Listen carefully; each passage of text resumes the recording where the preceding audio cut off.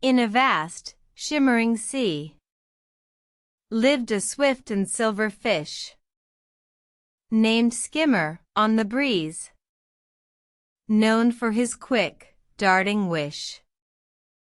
He'd skim the water's surface wide, glimpsing sights that others missed. But deep beneath the waves he'd shun, for such a path was not his twist. One day, he chanced upon a turtle, slowly swimming far below. His curious eyes did follow, curious about the tortoise's show. "Why do you move so slow?" he asked the turtle, without pause. "Why don't you swim like me, and race upon the ocean's cause?" The turtle looked up and smiled. "I too have my own path, dear Skimmer.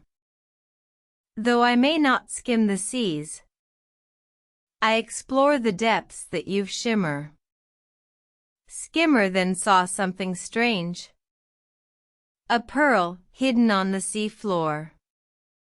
But reaching down, he couldn't grasp, and missed the prize forevermore.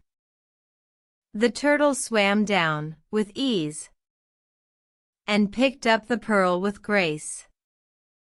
"Speed," he said, "is not the key, but wisdom and patience hold their place."